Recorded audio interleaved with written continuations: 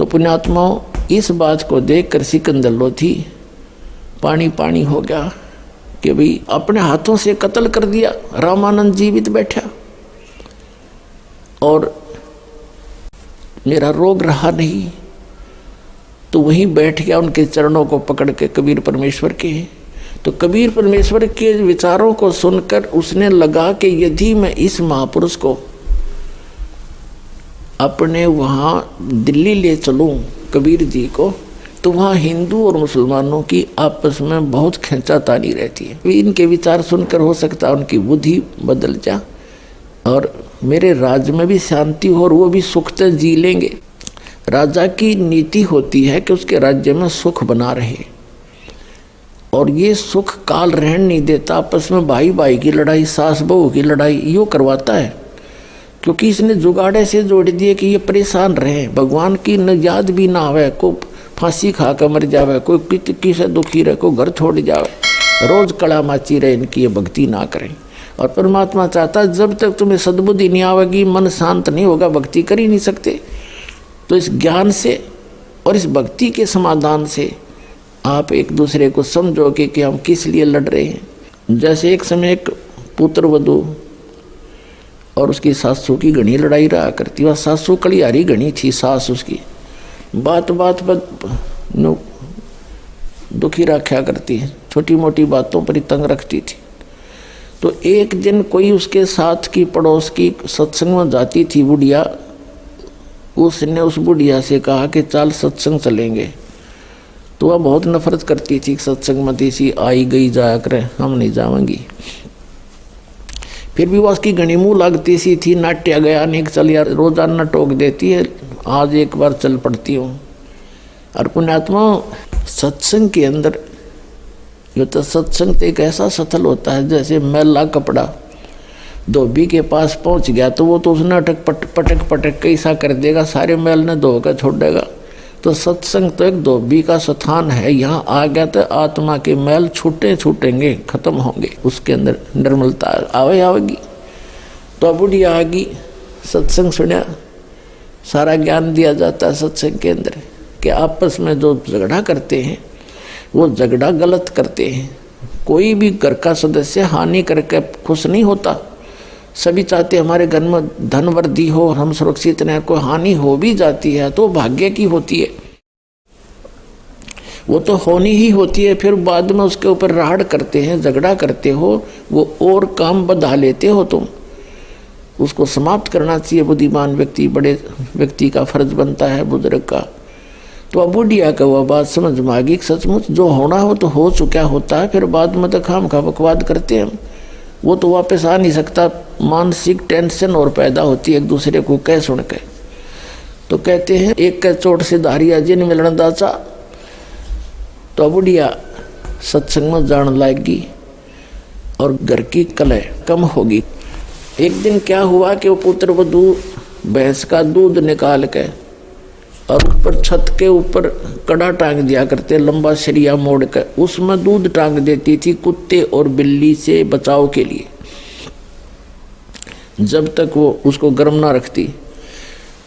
तो वो ध्यान उसका रहा नहीं, दूसरी साइड से उसने बाल्टी टांगनी चाहिए, वो कड़ा टंगा नहीं उस कुंडे में, बाल्टी का हैंडल, और उसने सोचा टंग गया, उसने छोड़ दिया, वो सारा गिर गया, सारे फर्श पर फैल गया, कच्चे पे। अब उस पुत्र वधू को पता था कि बुढ़ियाई शुरू होगी और 36 तो आप गाड़ देगी, और फिर इसका लड़का होगा, उसने सिखावेगी, समझावेगी, फिर वो पीटेगा। ये कई दिन का काम हो गया। लेकिन उस दिन उसकी सास ने उससे क्या कहा, और वो देख रही थी उसके मुंह की तरफ के भी सुनाओगी 5-7 कठिए। उसने कहा बेटी कोई बात ना, हमारे भाग में नहीं था, यूँ आज का दूध हमारी किस्मत में नहीं था, और बेटी इसने इकट्ठा कर ले, बचा हुआ थोड़ा उसको भैंस को ही पिला दे, अपने तो काम रहा कोई ना। अरे यूँ तो बेटी हमारे भाग में था ही नहीं, इसलिए गिर गया तो गिर गया, कोई बात नहीं, सुबह देगी या बाल्टी भर के। अब उसने सोची पता नहीं बुढ़ी आज कौन सा स्टेशन पकड़गी, या तो इसनो तक कद्दे भी ना बोला करती। उसने सोचा सामने मेरा पति आवेगा, उसने बतावेगी गुस्से में है, दिखे, लेकिन उसका आगे जिक्र भी ना करा उसने।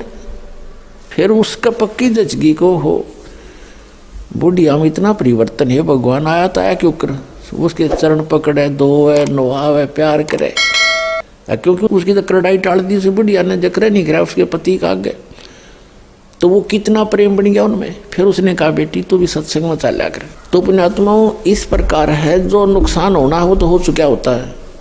फिर वो उसको धमका रहा है, उसने खुरका रहा है, तूने नौ कर दिया, ऐसे कर दिया, वो काम का एक बकवाद है। जो होना था हो गया, आगे सावधानी बरते, इतनी सी बात होती, कोई बात ना जो हो। लेकिन अब वो राजा चाहता था कि एक बार ये ऐसा ज्ञान दे रहे हैं कि हिंदू और मुसलमान तुम दो मानते हो, है भले पुरुषो, उस परमात्मा के घर से आए हो, तुम एक हो, और परमात्मा पाने के लिए तुम अलग अलग बटे हो।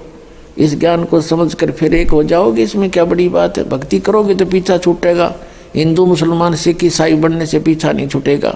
जो सच साधना करेगा, चाहे हिंदू करो, चाहे मुसलमान, सिख करो, चाहे ईसाई, उसका कल्याण होगा, नहीं तो नहीं होगा। और वो साधना परमात्मा लेकर आए थे, वो ही आकर बताते हैं आज इस कलयुग में ये समय है, वो निर्धारित समय है कलयुग का, बिजली पीढ़ी का। तो अब वो साधना दास को प्राप्त है, उस स्पेशल दी है उस परमपिता ने आपके उद्धार के लिए, पूरे विश्व के कल्याण के लिए। आप इसको गहराई से समझो, सदग्रंथों से मेल करो, उन महापुरुषों के बताए साधना से मेल करो, और जिन महापुरुषों ने परमात्मा पाया उनसे मिलाकर देख लो, फिर 2 मिनट में समझ में आ जाएगा। फिर तो भक्ति करनी शेष रह जाएगी। अभी तक तो हमारे बीच में ये बहुत बाधाएं पैदा कर रखी इन संतों ने, नकलियों ने, हमें अलग अलग बांट कर। कोई कहता ये साधना ठीक है, वो कहता नहीं ये ठीक है, मुझे इससे लाभ हो गया।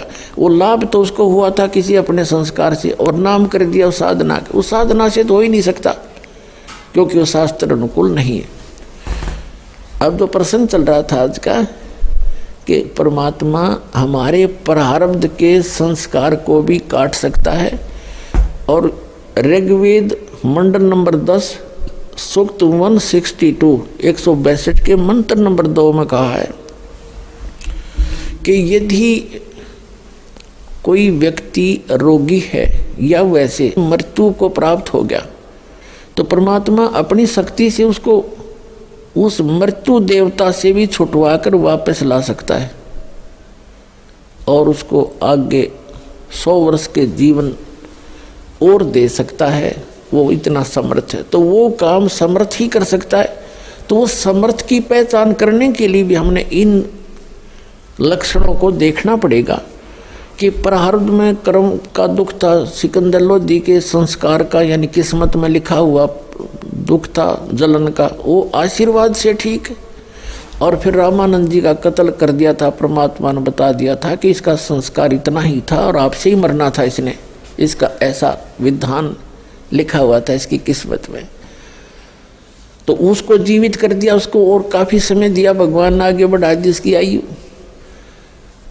तो पुण्यात्माओं अब क्या होता है, सिकंदर लोधी स्वस्थ हो गया और जहाँ रुके हुए थे उस रेस्ट हाउस में आगे काशी में, वहाँ शेख तकी नाम का जो उनका धार्मिक गुरु था, मुसलमान पीर, वो बैठा था। अब उसने तो जाके अपने गुरुजी को बताना ही था, धार्मिक गुरु को, कि शेख जी ऐसे ऐसे मैं ठीक हो गया, और आशीर्वाद देते ही महापुरुष की दया से मैं कति स्वस्थ हो गया, और मैंने ऐसे गुस्से में आकर के रामानंद उनके गुरुजी का कत्ल कर दिया था, उसको मेरे सामने जीवित कर दिया, वो तो परमात्मा का रूप आए हुए। अब पुण्यात्माओं 2 वजीर और 2 फकीर एक दूसरे की प्रशंसा नहीं सुन सकते, उनकी बने को न कदे भी, ये खास राग द्वेष होता है इनके अंदर। तो उसने सोचा, शेख तकी ने सोचा कि तेरे नंबर कम हो गए और दूसरे गुरु के नंबर ज़्यादा हो गए राजा की नज़रों में। तो उसने सोचा कि उसको राजा की नज़रों से गिराऊं, तब तेरी प्रभुता मेंटेन रहेगी। इस उद्देश्य से कहने लगा कि मैं क्या उसके साथ था, मैं क्या तेरे साथ था, मेरे आंखों के सामने तो कुछ हुआ नहीं, मेरे सामने होगा जब देखूंगा। अब मुंह दिया चढ़ा। अब उसने राजा समझ गया कि जब ये नाराज होता है तो ऐसे ही बातें करता है, और राजा को ये पता था कि शेख तकी नाराज हो गया तो सारे मुसलमान तेरा विरोध करवा देगा, ये इतना जालिम व्यक्ति है। उसको खुश रखना राजा की मजबूरी थी। उधर से क्या हुआ, शेख तकी ने कहा कि ये छोटे मोटे जंतर मंतर दुनिया कर देती है, ज्ञान से बात बनती है। हमारी कुरान शरीफ जैसा ज्ञान इस पृथ्वी पर नहीं है, उसको ज्ञान से पता लगेगा वो संत है या संत है। वीरदेव सिंह बघेल दिल्ली के राजा को ज्ञान था कि इसकी ज्ञान में भी धोती ही धो देंगे एक बार आगे तब। तो वो कहने लगे जी कल उनको यहीं बुला देते हैं, आप ज्ञान में चर्चा कर लो। शेख तकीन का बुला लो कल बुलाओ। तो बुला लिए, परमात्मा आगे। वहाँ भी काफ़ी हिंदू मुसलमान सब बुला लिया, जो बस सत्संग सुनिए, 2 महापुरुषों की चर्चा होगी। अब शेख तकी ने कहा, परमात्मा ने प्रसन्न किया, जैसे चर्चा चलती है जात मार्ग की, तो शेख तकी ने चर्चा की, प्रसन्न किया कि परमात्मा राजा से कहा कि आप इसको भगवान कहते हो, अल्लाह कहते हो। अल्लाह तो बेचून है, वो तो निराकार है, वो दिखाई नहीं देता। तो परमात्मा ने कहा कि परमात्मा कैसा है वो तो बाद में बताऊंगा, लेकिन आप जो साधना करते हो शेख जी, आपकी साधनाओं से कोई लाभ नहीं हो सकता प्राणी को। इस बात से वो चढ़ गया कि हमारी पूजाओं को गलत बताता है। परमात्मा ने कहा गलत बताता नहीं, गलत हैं। कैसे? तो उसने कहा कि परमात्मा ने कहा कि आपकी साधना करने से राजा ठीक नहीं हुआ आपका। तो उसने कहा कि जब तक, हमारी कुरान शरीफ में लिखा है कि जब तक एक अल्लाह पर पूरा ईमान नहीं लाते और सही भक्ति नहीं करता तब तक राहत नहीं मिलती उसको। तब कबीर परमेश्वर ने कहा कि आपका जो मुखिया है हजरत मोहम्मद सल्लल्लाहु, जिसको आप वसल्लम कहते हो, कहा उस जैसा तो ईमान कोई ला भी नहीं सकता और उस जैसा मुसलमान हो भी नहीं सकता, उस जैसी भक्ति साधना तुम्हारी कोई कर भी नहीं सकता। कोई कर सकता है? अक नहीं। एक नंबर का ईमान उनका था, एक अल्लाह में, कुरान शरीफ के ज्ञानदाता में ईमान लाया उसने और उसकी भक्ति करता था। उनकी क्या हालत हुई, 3 लड़के थे, तीनों उसकी आंखों के सामने मृत्यु को प्राप्त हुए और स्वयं उनकी 63 साल की उम्र में एक रोग से मृत्यु हुई। चक्कर खा के गिर जाता था, बेहोश हो जाता था। तो क्या वो सुखी है प्राणी जिसके सामने उसके तीनों पुत्र मर जाए?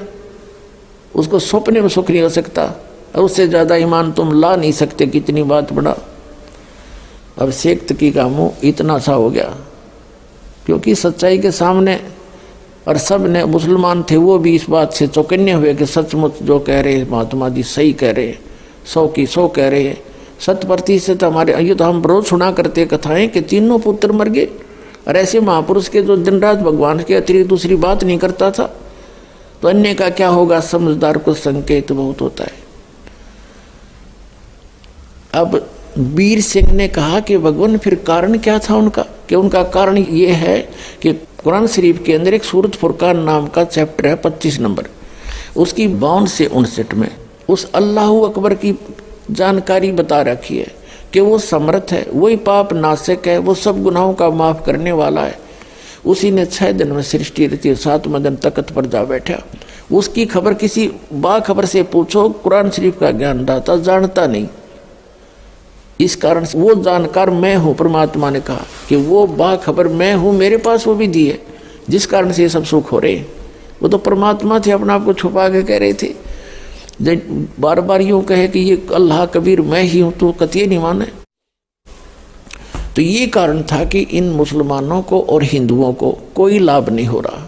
कबीर साहब ये कहा करते, 2 साधना मैं बताऊंगा सबको लाभ होगा, लेकिन ये धर्म के ठेकेदार हमारे को हमेशा ऐसे ही बांटे रखे रहे। डॉक्टर जाकिर नाइक जी कहते हैं कि पुनर्जन्म नहीं होता, एक बार जन्म होता है। उसके रेफरेंस में उन्होंने वेदों का भी प्रमाण दिया है कि आपके वेदों में भी ऐसा लिखा है, पुनर्जन्म नहीं होता। हमारा वीडियो आपको पसंद आए तो लाइक करें, कमेंट करें, शेयर करें। गुरु रियल गॉड यूट्यूब चैनल को सब्सक्राइब अवश्य